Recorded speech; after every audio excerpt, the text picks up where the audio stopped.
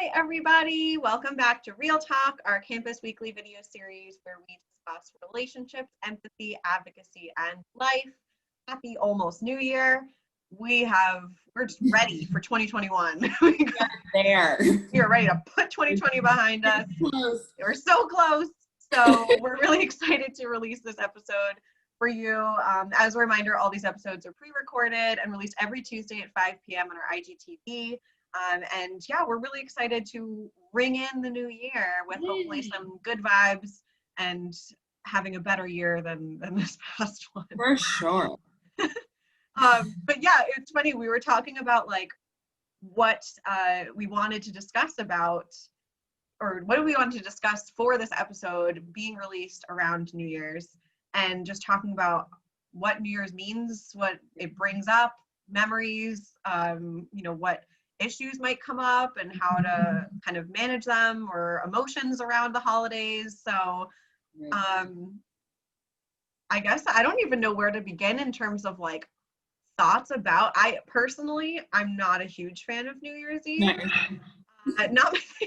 It's my least favorite holiday, to be perfectly honest.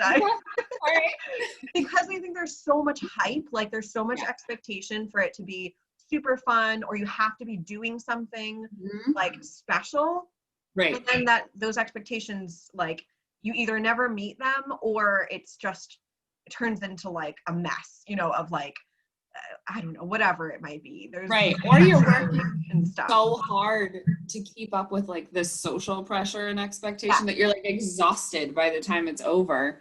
I think I enjoy New Year's, but I hear you on like all the hype, because like when you were just saying like I don't even know where to begin, like my first thought was like social expectations and social pressure.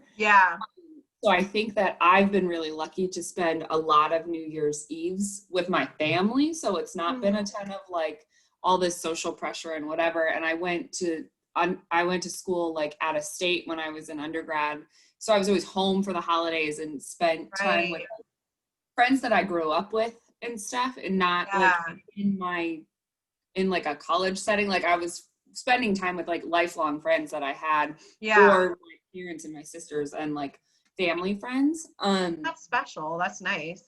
Yeah, actually when I was little, I remember the first time I didn't spend New Year's Eve with my family, and like my dad was not happy with me. He was like it was like, oh my God, you're gonna ask to not be with us on New Year's Eve, like good luck.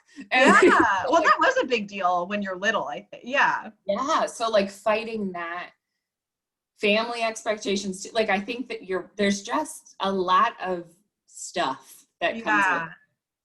But I think the social pressures, I think, is because that's true. When I was little, I spent it with my family, and it was really fun. I liked it when I was younger because it was fun, and I don't know, now looking back, I'm like watching all these adults get drunk, and I didn't realize it at the time, and it was very entertaining.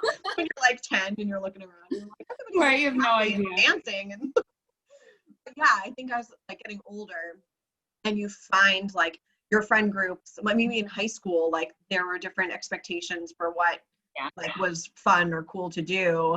And then obviously for our audience as college students, like, because I guess students are home, right? And obviously this year is going to be very different because of COVID. So we've already kind of survived a lot of the major holidays through COVID, and it's been challenging for people to not be with their family, or challenging for people to not hang out with their friends. So that alone brings its own challenges to this year. For New Year's. And especially because I feel like this is I don't like New Year's Eve, but I'm excited for this year because we're just getting rid of 2020. It's like, I'm over it. Get out. Like, moving on. So I feel like this collectively, everybody is like, yes, bring on 2021.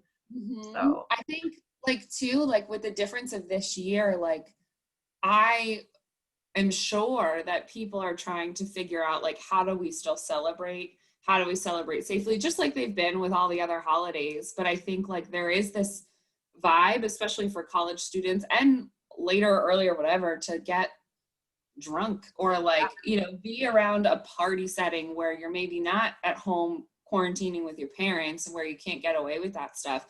So if people choose to do that, like obviously I hope that they choose to do it safely and wear a mask and all that stuff.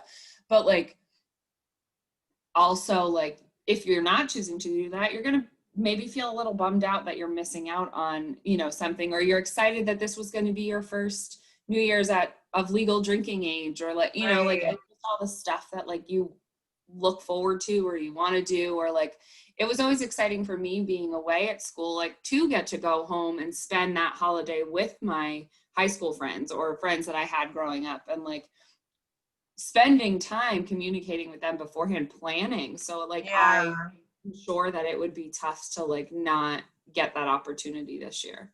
Yeah, for sure. And I think you bring up a good point of the like, what is kind of expected on New Year's Eve is for people of all ages, even underage. There's this expectation or this pressure to be drinking or to party in some capacity, because it's obviously a celebration, right, of like bringing in the new year. But there's a lot of people who may not feel comfortable or safe like engaging in those activities, or that it might bring up scary instances or like environments for them, or, you know, it kind of unfortunately opens up like opportunities for people to engage in inappropriate behaviors towards other people, because they're vulnerable, because they're drunk, because they're, you know, there's again like the midnight kiss, right? There's this expectation or pressure to kiss someone at midnight, and like to either pressure someone to do it or to just grab someone and do it. Like there's a lot of kind of scary things that can happen and take place because of those expectations of what New Year's is supposed to look like or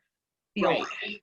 And I think like what you're just saying, like grabbing someone, like say, you know, just almost even on the other end of it, like if somebody's going to grab you, like you don't have to be okay with that just because it's midnight and you're supposed to want a kiss at midnight. And like, so it's almost like consent goes out the window kind of a thing. And like, there is just this idea of like, look to someone like, and kiss whoever at midnight, forgetting that there's 75 ways to make sure you have that person's consent to do that before it happens. And like, you don't have to kind of, in so many ways, like you're just talking about, like push yourself out of your element to go be with that party crowd, or go, you know, out of state, or go stand in Times Square for 3 days and work your butt off. Like, you don't have to force yourself out of your comfort zone if you don't want to, just because it's a holiday. But it's hard to like fight, well, my friends are doing this, so I should want to do that, or my partner wants to do this, but I don't want to do, you know, it's not easy. Yeah, and that's what I was thinking of too, of like for people who may be in a relationship versus people who may not be in a relationship, right? Like during the New Year's time, that can be different. Like their experience can be totally different. And some people like, you know, might be like, I stay home every holiday. Like I don't do anything. Like I just hang out with my partner and we watch the ball drop on the TV or whatever. Whereas some people might be the ones who enjoy partying, and there's nothing wrong with that either. But just, like repeating what you said of knowing that it's okay to not want to kiss someone at midnight, or it's okay to like reject someone if they are trying to just push you into this or pressure you. Like you don't have to go along with it just because it's tradition or whatever. And like, who made up that tradition too of like, I would grab someone and kiss them? Like what? Like let's use this as an opportunity to practice consent. And it actually could be really fun and sweet to use it as like ooh, this is a person that I've always found cute or attractive, and maybe this will be my opportunity to find out if they like me, because I can ask them if they want to kiss at midnight and see their response, you know, like see if they're excited, if they light up, if you lock eyes and you're like, oh, this is something we both want, you know, versus like, I'm just going to grab someone and hope for the best. Like, not the best plan. No, definitely not. And I think like, it's just so interesting. Like it's making me think back on all different New Year's that I've had. And I feel like I've spent ones at home. I've spent one with family, with friends, like in a relationship, not in a relationship. Like, and it's just different every year, all the time. And maybe it's gotten a little easier as I've gotten older, and I'm just like, like, I'm just gonna whatever, like, oh, this is what I feel like doing kind of a thing. But it does come with a lot of planning and emotionally preparing and being like, am I really ready to do this? And like go out and, you know, also there's a financial aspect of it too. I think I remember one time somebody saying to me, and hopefully this is okay to talk about, but like, oh, the plan is we're going to go to this bar, but it's $100 to get in, but then you get an open bar. And me being like, I would never drink $100 worth of alcohol ever. So like, no. Like, where am I going to come up with this money? just to get in, just to walk through the door. Like, yeah. For one night, like, no. Right. And, you know, so it's even the financial expectations. And then it's uncomfortable to tell your friends, like, you go do that if you want to do that. But then, like, if that's the case, I'm going to not participate or whatever. And just being okay with that, you know? But also then fearing, I think there's a big part of like the FOMO, right? Of like you're fearing that you're missing out on what's happening because especially with social media, you know, people curate like how amazing and perfect their New Year's Eve was. And in reality, like someone threw up on them or spilled their drink on them or like whatever it could be. And I feel like I was thinking too, my favorite New Year's or New Year's Eves in the past were ones I spent with friends where there was like zero expectation. It was just like, let's go out to this bar or let's go out to this place and see if we have fun. And if not, let's go home and get in our sweatpants and watch the ball drop on the TV. Right. Like, it was just chill. There was no like hype. You know, it wasn't like, this has to be the best night ever. And I think that's where like the social pressures can kick in too, of feeling like, well, in order for it to be the best night ever, we have to get drunk or we have to make it memorable and push us to the limits. And then it can get uncomfortable or people may not know their actual physical drinking limits, right? And get sick or, you know, find themselves in a vulnerable situation. And like, it just, yeah, I think then maybe that's why I'm not a huge fan of it too, is that just, it causes, I think, a lot of, like, of those situations where people find themselves in that they were like, oh my gosh, I don't even know how I ended up at this party or how did I end up in this bar or like, you know, my friends ditched me because they're all drunk and we didn't have a DD or whatever it was. And it's like, almost like creating a little safety plan going into the night is a good idea. Like make sure you're on the same page with your friends or your group or whoever you're spending the night with. Right. Well, that's what I was thinking too when you said like your favorite one would be with that group of friends too. Like I feel like really lucky that I've always had that supportive group of friends that I could look to them and be like, I'm uncomfortable and like no longer want to be in this environment. And they'd be like, okay, like let's figure it out. What are we gonna do? So having a safety plan, but also having friends who support that and are aware of it and that you feel safe and comfortable disclosing to when you've kind of hit your limit. But then that brings me to like my next thought, which is like, if you don't have a group of friends that like, I don't know, you're like solid with, or you feel like you don't have you're not included immediately in this group that like, oh, me and my friends always do X, Y, and Z, right? Like, and then that the pressure, like with what you said with FOMO, like maybe it's FOMO because you don't have people to spend it with. And there's like this huge expectation that you have a friend group to go out with, or you're in a relationship so you can kiss someone at midnight, or so you can go out and get drunk. Like really, what's the problem with being by yourself or hanging with a sibling or your parents or your family or whatever, and just enjoying the holiday with yourself or the time with yourself? Yeah.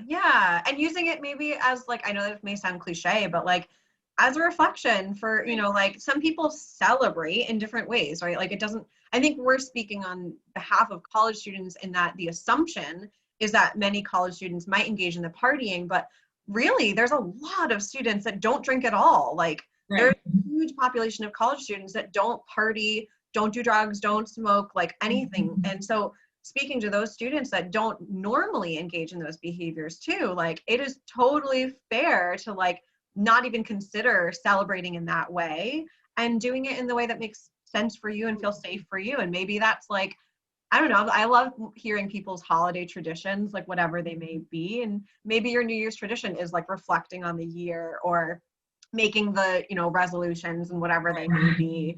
But like finding what feels right for you and not feeling like you have to go along with what society kind of pushes, but also not what your assumption of what your peers may be doing. Because I think that's a huge piece. Like I know like the Choices Office always talks about this in like programs about like what students' perception is that they think how many students on the campus are drinking or smoking pot or whatever it may be. And in reality, like it's so much less of what like people think it is. Like they think that, oh, 80% of students are drinking, when in reality it's like 40 or something like that.